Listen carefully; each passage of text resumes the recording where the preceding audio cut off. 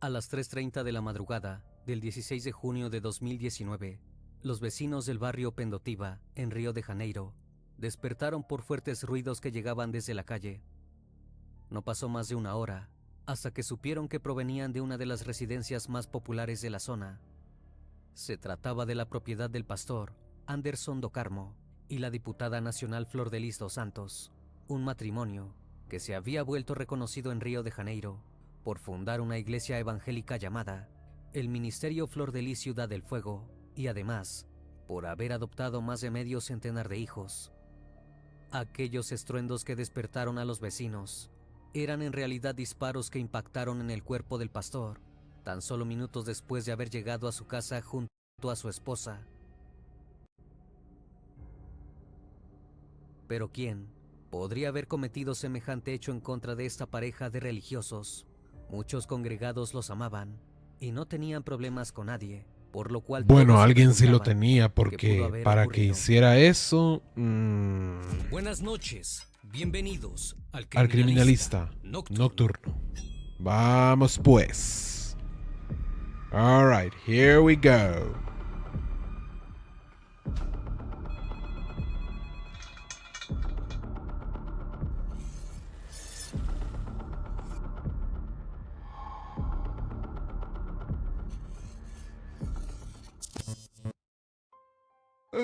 Aquella madrugada de junio de 2019, Flordelis se convirtió en la principal testigo del asesinato de su esposo, ya que ella había sido una de las últimas personas en ver al pastor con vida.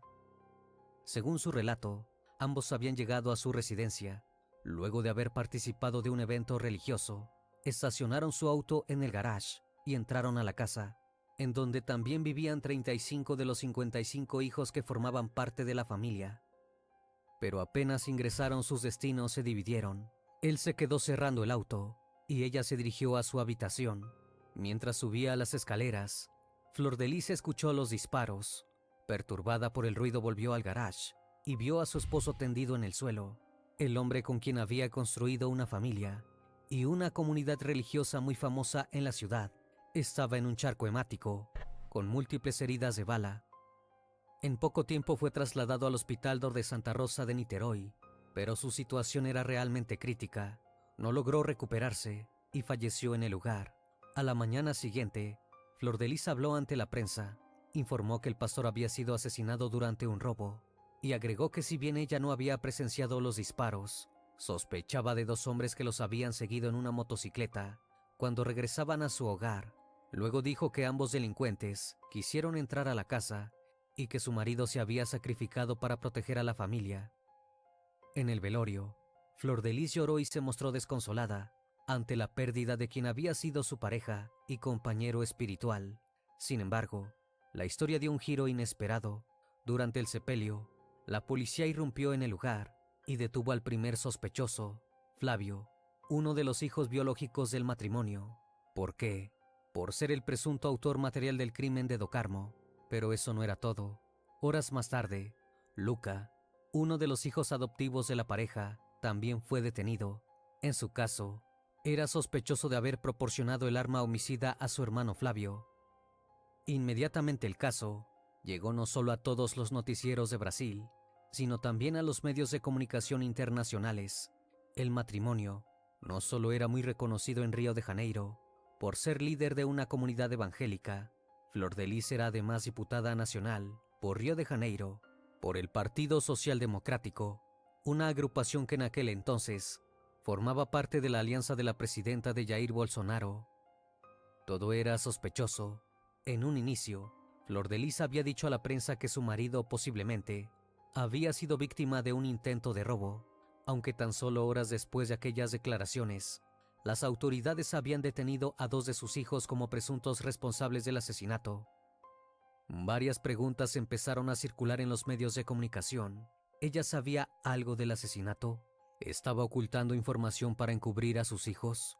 ¿Había formado parte del crimen? Conocer la historia de Flordelis y de este singular matrimonio puede ayudarnos a entender aquella sangrienta madrugada del 2021 y la extraña dinámica de esa numerosa familia. Bueno, pues Flordelis escuchemos. dos Santos Nació el 5 de febrero de 1961 en Río de Janeiro, Brasil. Su Ajá. infancia no fue fácil. Creció en Jacarecino, una de las favelas más pobres y peligrosas de Río, y cuando tenía tan solo 14 años, perdió a su padre y a su hermano en un accidente automovilístico. Para poder ayudar en la economía familiar, trabajaba en una panadería, mientras que en su tiempo libre acompañaba a su madre en una estricta rutina evangélica. Nunca faltaba a la iglesia y siempre se mostraba como una devota de Dios. Fue en aquel tiempo cuando Flor de Lis aprendió a tocar la guitarra y cantar. Se casó muy joven y tuvo 3 hijos, pero el matrimonio no duraría mucho Santo tiempo. Dios. Cuando los niños eran pequeños, su marido los abandonó. El hecho de quedarse Qué sola con raro. sus 3 pequeños la empujó a enfrentar el mundo desde muy temprano. A los 32 años, Flor de Lis comenzó a dedicar su tiempo al trabajo social. Asistía a personas con problemas de adicción, a damas de compañía y a adolescentes conflictivos. Con su trabajo, llegaba a los lugares más oscuros de la sociedad, a los suburbios, donde enfrentaba a narcotraficantes y a las cárceles, donde predicaba la palabra del Señor. En 1991, tan solo unos meses después de haber sido abandonada por su marido, Flor de Lis no estaba dispuesta a renunciar a la maternidad. Fue en aquel entonces que adoptó a 5 chicos, entre niños y adolescentes, quienes estaban viviendo en situaciones de máxima vulnerabilidad. Este fue el acto que marcó el inicio de su labor como madre adoptiva. Con tan solo 30 años ya tenía 8 menores a su cargo. Gracias a su trabajo con las personas más desfavorecidas, Flor de Lis comenzó a volverse una persona reconocida en Río de Janeiro, pero eso no sería nada en comparación a lo que vendría después. En 1994, adoptó a 37 niños, entre ellos 14 bebés. Eran sobrevivientes de una catástrofe en el centro de Río, y ella estaba dispuesta a darles hogar, pero Flor de Lis no llevaría esa tarea sola. Para ese entonces ya había comenzado su relación con Anderson do Carmo, quien en aquel momento tenía 17 años. Cuando la peculiar familia de Flor de Lis creció de forma exponencial, con la llegada de los 37 niños, Anderson Dios se convirtió en el santo. administrador de Qué la casa. camada, Desde el mano. inicio de su relación supo cuál era su lugar en la familia. Aprovechó el carisma de Flor de Lis para recaudar las donaciones, que luego alimentarían a cada integrante de ese gran clan. Flor de Lis seguía sorprendiendo a toda la sociedad brasileña, no solo por su trabajo solidario y sus numerosas adopciones, sino también debido a su talento musical. Lanzó diferentes discos de temática religiosa, y su éxito fue tal que uno de ellos consiguió la categoría de oro debido a sus ventas. En 1998, Flor de Lis y Anderson oficializaron su casamiento y un año después fundaron su primera iglesia, el Ministerio Flor de Lis Ciudad del Fuego. Así comenzaron a formar su propia comunidad religiosa, prometiendo a sus fieles la salvación, junto con una vida alejada de los vicios y de la pobreza. A cambio, los fieles tenían que dar el diezmo, un aporte mensual que como mínimo debía ser el 10% de sus ingresos. En la iglesia, ambos eran pastores, pero ninguno de los dos abandonó sus otras facetas. Flor de Lis continuó dedicándose a la música y a la ayuda social, y él poco a poco se fue convirtiendo en su representante. Durante aquellos años, do Carmo trabajaba intensamente para convertir a su esposa en una figura pública. El trabajo del matrimonio surtió efecto. En 2009, la popularidad de aquella carismática mujer se consolidó, luego de que se estrenara Flor de Lis Solo una palabra para cambiar, una película de ficción basada en su vida. Pese al creciente éxito, a Flor de Lis aún le quedaba una faceta por conquistar: la política. En 2018, lanzó su candidatura para ser diputada federal por Río de Janeiro. Como todo lo que se proponía, también lo logró. Flor de Lis entró por la puerta grande del Congreso, tras lograr casi 197,000 votos a su favor, hecho que la convirtió en la mujer más votada de Río de Janeiro.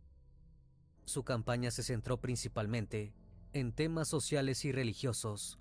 Promovía valores cristianos y defendía causas relacionadas con la familia, la fe y la ayuda a personas marginadas, como huérfanos y jóvenes en riesgo social.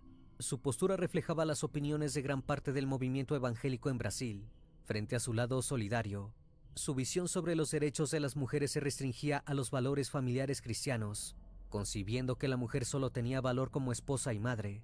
Además, demostraba una fuerte oposición hacia las personas de la comunidad LGBTQ. Frente a los ojos de la sociedad, el matrimonio de Flor de Lis y Anderson se mostraba no solo indestructible, sino también profundamente enamorado. De hecho, meses antes del asesinato del pastor Do Carmo, la pareja había dado una entrevista al medio brasileño Pleno News, en la que contaron cómo nació su amor. Según el relato, en 1991, Anderson vio a Flor de Lis por primera vez, mientras ella cantaba en una iglesia en Yacarecino, y desde ese instante se enamoró. Sin embargo, en aquella entrevista, hubo algo que el matrimonio evitó contar, y que resultaba ciertamente inquietante. Anderson era uno de los adolescentes que Flor de Lis había adoptado en 1991. De hecho, previo a formar una relación, Do Carmo había mantenido una relación amorosa con Simone, una de las hijas biológicas de Flor de Lis. De esa manera, Flor de Lis, que en aquel entonces tenía 33 años, pasó de ser madre adoptiva a suegra y más tarde novia de Anderson, un chico que por esos tiempos tenía 17 años. Volviendo a 2019, si bien en un principio llamó la atención de toda la sociedad que la policía detuviera a 2 hijos del matrimonio por ser los presuntos responsables del crimen, las autoridades contaban con varios elementos para poder apresarlos. La versión del supuesto intento de robo que sostenía a Flor de Lis comenzó a desmoronarse. En su primer testimonio frente a la policía, la pastora y diputada declaró que había escuchado una serie de disparos de arma de fuego, aunque no logró precisar cuántos habían sido exactamente. Una semana más tarde, momento en que Flavio ya se encontraba detenido, afirmó haber escuchado 6 disparos, 4 seguidos, y varios segundos después 2 más. En esta oportunidad, lo que llamó la atención de las autoridades no fue solo que Flor de Lis hubiera logrado recordar la cantidad exacta de disparos una semana después, sino que el número casualmente coincidía con lo declarado por Flavio. Las incongruencias continuaron cuando, tras la necropsia, se supo que la víctima tenía 30 perforaciones en todo el cuerpo, la gran mayoría en la región genital, entre la ingle y los muslos. Se supo además que Anderson tenía 8 disparos en el tórax y uno cerca de la oreja derecha. Este último fue a quemarropa, No, lo que pues. para los investigadores Ahí indicaba que el estuvo, ¿qué? asesino tenía claras intenciones de ultimar al pastor. La hipótesis del supuesto robo no paraba de desmoronarse. Teniendo Sí, pruebas no fue suficientes robo, para fue mantener tras las premeditado. rejas a 2 de los hijos de Flor de Lis y Anderson, la policía comenzó la tarea de interrogar a decenas de hijos y nietos del matrimonio. Todo apuntaba a que el asesinato había sido motivado por conflictos familiares. Al menos 4 hijos de Flor de Lis sostenían que su propia madre había participado del crimen de alguna forma. En ese sentido, Misael, uno de ellos, la acusó directamente de ser la autora intelectual del crimen de su marido. Su testimonio se basaba en que, según este muchacho, su padre le había avisado que había sido amenazado. Además, contó que 3 días antes del asesinato, había visto a su madre escribir en un cuaderno que romperían el celular de Anderson y luego lo tirarían desde el puente Río Niterói, el más grande de Latinoamérica. Su testimonio dejó en evidencia que había tensiones dentro de la familia y que el teléfono móvil del pastor jamás apareció. Pero Misael no fue el único que dio a conocer pistas importantes acerca de la planeación del crimen. Otra de las hijas, Marcy, contó que ella misma junto a su madre habían tramado el asesinato de Do Carmo. Supuestamente Anderson no le pasaba más dinero y había bloqueado su ascensión en la iglesia. Tras estos testimonios, la situación de Flor de Lis se complicaba cada vez más y salir indemne de los hechos comenzaba a verse como algo prácticamente imposible. Sin embargo, aprovechando su perfil mediático, continuaba hablando a la sociedad. En una oportunidad, dijo no tener miedo a la cárcel, sostuvo su Sí, se le inocencia nota que no le y tenía expresó miedo. sentirse tranquila estando en manos de su abogado, quien estaba siendo orientado por Dios. Además, aprovechó la situación para promocionar una de sus últimas canciones, citando la letra para hacer un paralelismo con el momento que estaba atravesando. Sé que duele, pero Dios lo ve. Dios te va a salvar. Esa lucha no te hará parar. En agosto de 2020, más de un año después del asesinato, la Fiscalía de Río de Janeiro acusó formalmente a Flor de Lis dos Santos. Según la denuncia presentada, La diputada diseñó la operación para asesinar a su marido y además convenció a algunos de sus hijos para que participaran. El motivo habría sido principalmente económico. Para ese entonces Do Carmo administraba las finanzas de la familia, incluidas las ganancias obtenidas en sus iglesias evangélicas, y no permitía que Flor de Lis tomara decisiones económicas. En este marco, los fiscales consideraron que la mujer planeó en detalle el homicidio con el objetivo de emanciparse financieramente. Luego, para salir libre de culpa y cargo, su idea fue simular un robo, teoría que nunca se logró sostener. En aquellos momentos, había muchas preguntas respecto al matrimonio. Si la diputada no podía tener la independencia financiera que tanto deseaba, ¿por qué no se divorciaba de Do Carmo? Los fiscales pudieron Esa es una reconstruir en muy varias buena pregunta. oportunidades. ¿Por qué no se Dos divorciaba Santos se si reunió eso era con lo sus que quería, hijos pues? y les dijo que divorciarse no era una opción, ya que tomar una decisión así implicaba ir en contra de lo que predicaban en su iglesia.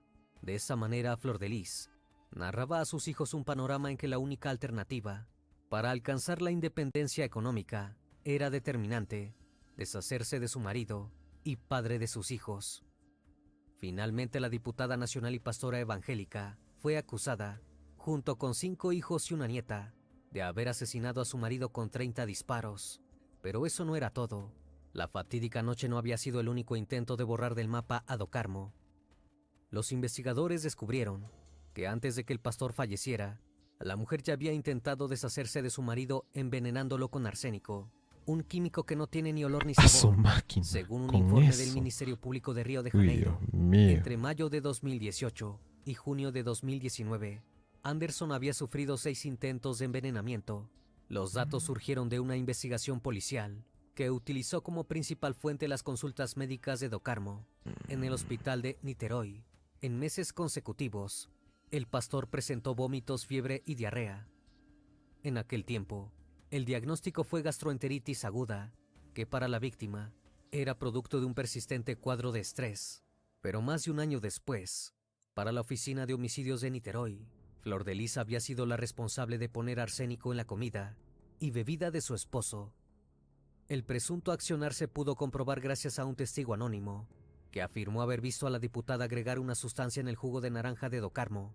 Además, los investigadores descubrieron que las hijas Marcy Teixeira da Silva y Simone dos Santos Rodríguez ayudaron a buscar información en internet sobre el veneno. Otro hijo, André Luis de Oliveira, también habría animado al pastor a consumir los productos contaminados. Finalmente, para agosto de 2020, a la aprehensión de Luca y Flavio, se sumaron nuevas detenciones en la familia. Las autoridades arrestaron a Adriano dos Santos, uno de los hijos, quien pretendió engañar a las autoridades con una carta en la que acusaba a otros hermanos. También André Luis de Oliveira, Carlos Subirasi Francisco da Silva, Marcy Teixeira da Silva, Simone dos Santos Rodríguez, hijos que habrían colaborado en los envenenamientos y en el asesinato, y además Rayane dos Santos Oliveira, nieta del matrimonio, quien habría colaborado con el homicidio de su abuelo. Mientras tanto, en diciembre de 2020, en el marco del Tercer Tribunal de Justicia, la diputada nacional admitió haber conocido el plan de asesinar a su marido, pero no se responsabilizó por lo sucedido y culpó a sus propios herederos. En paralelo, su No, abogado, claro. Anderson La salida Rothenberg, fácil, culpar a los aseguró a los otros. periodistas que la congresista era inocente y que toda la investigación era un desafortunado error. Pero ¿por qué Flor de Lis se encontraba en libertad si la fiscalía tenía pruebas suficientes para acusarla como la presunta autora intelectual del crimen? Esto se debía a que por su cargo como diputada nacional, Dos Santos tenía fueros, lo que imposibilitaba que las autoridades pudieran ejecutar su detención. Por este privilegio, lo único que lograron en aquel entonces fue que la acusada llevara una tobillera electrónica para así intentar evitar su fuga del país. El 10 de agosto de 2021, luego de haber pasado 2 años en libertad, los diputados de Brasil decidieron revocar el mandato de Flor de Lis. En aquella oportunidad, el relator de la jornada fue el legislador Alexandre Leichi, quien expresó ante sus colegas que las pruebas de la investigación judicial indicaban que no había dudas de la participación de Dos Santos en el homicidio de Anderson Do Carmo.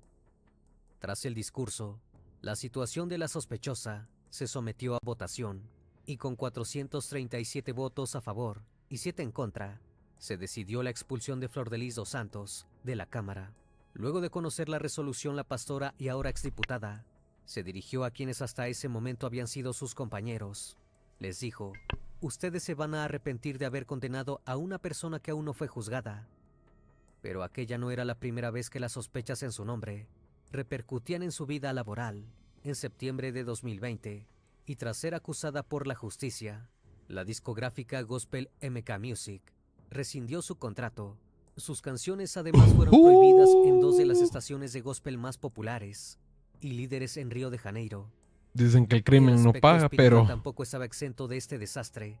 Ese mismo año 2020, 3 de las filiales religiosas a cargo de su marido y de sus hijos fueron clausuradas.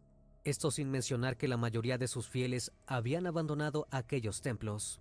Tras el asesinato del pastor Do Carmo, mucha gente acudía a la sede del Ministerio Flordelis en busca de respuestas, pero sobre todo iban los marginados, los adictos a las drogas y los exdelincuentes, quienes encontraban en aquella iglesia algo de consuelo.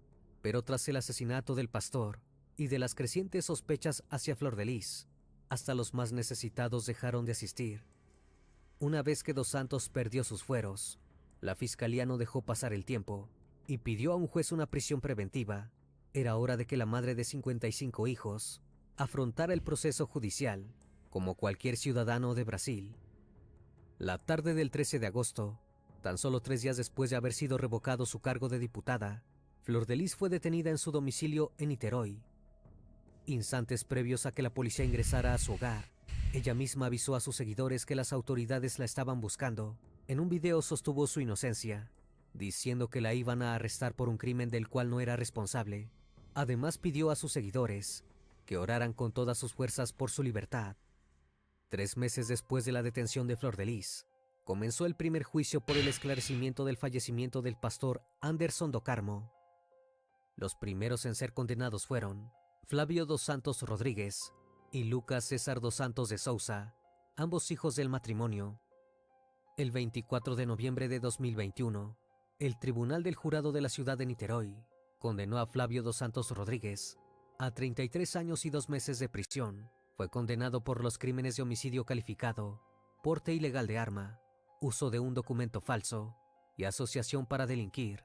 La última audiencia se prolongó durante 15 horas y allí la fiscalía pudo demostrar que Flavio fue quien disparó 30 veces contra su padre adoptivo.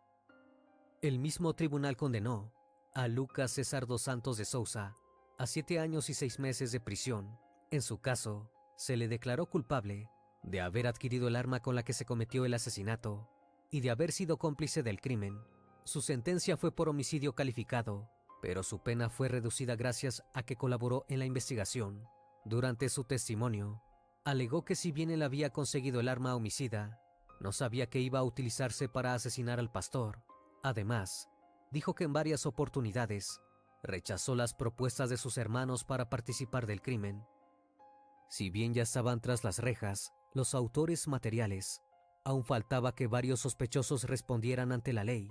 En noviembre de 2022, llegaría el turno de Flordelis, sus demás hijos procesados y su nieta.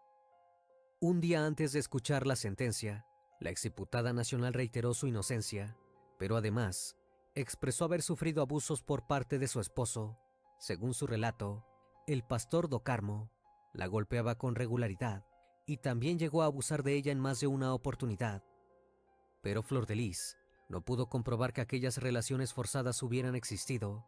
En este punto, la comisaria de la policía, Bárbara Lomba, afirmó en el juicio que gracias a las investigaciones se había podido establecer que las relaciones consentidas entre distintos miembros de la familia eran una práctica común. En otras palabras, que existían relaciones incestuosas. En este punto es importante recordar que previo a comenzar su historia de amor, Anderson había sido uno de los hijos adoptivos de Flordelis y además novio de Simoni. Flordelis no fue la única persona del juicio que vinculó a Do Carmo con prácticas de abuso íntimo. Marcy, una de las hijas imputadas en el caso, declaró que en reiteradas ocasiones el pastor abusó de sus hermanas desde muy pequeñas. En este sentido, El móvil no habría sido solamente la disputa por las ganancias de las iglesias. Aunque estas declaraciones existieron y se sostuvieron desde el inicio del caso, en la instancia judicial no hubo conclusiones que respaldaran que Do Carmo hubiera abusado íntimamente de sus hijas.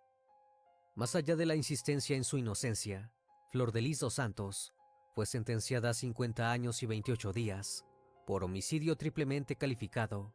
Fue hallada responsable de organizar el asesinato de su esposo en 2019, además de haber convencido al ejecutor directo y a otros imputados para participar en el crimen simulando un robo.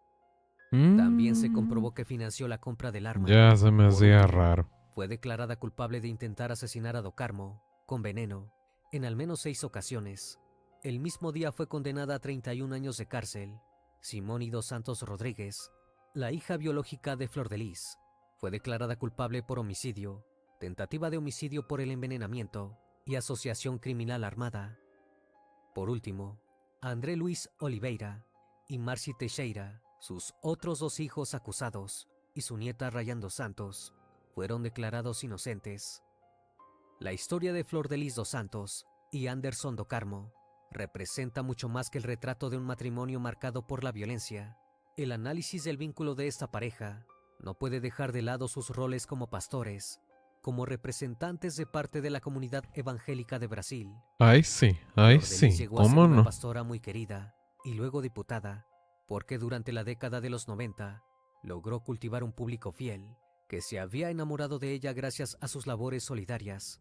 Una mujer que como madre soltera había decidido ayudar a los más necesitados y además llevar la ayuda a su máxima expresión, habiendo adoptado a 55 hijos. ¿Quién puede negarse a sentir admiración, o por lo menos simpatía, por una mujer que dedicaba su vida a ayudar al prójimo? Yo Sin puedo embargo, detrás de resistirme. aquella fachada de solidaridad y amor desinteresado, una oscura Porque solo historia es una crecía con una fachada. fuerza inconmensurable. Sé intuir cuando la Comenzando gente por el tiene hecho de malas que inició una intenciones. relación amorosa Por con eso un menor de desconfíen edad. hasta de su propia ¿Cómo sombra, podía ese chicos. matrimonio representar a la familia tradicional? Otro aspecto problemático del perfil solidario de Flor de Lis salió a la luz en la etapa de investigación. Durante aquel periodo, se supo que Dos Santos no siempre adoptaba a sus hijos de forma legal. Muchas veces, tomaba a niños y jóvenes en situación de vulnerabilidad, llevándolos directamente a su casa, sin dar aviso a las autoridades competentes. También se supo que se quedaba con bebés de mujeres embarazadas, que no querían tenerlos. Aquellas muchachas se los daban sin seguir los procesos legales de adopción, y ella los registraba como propios.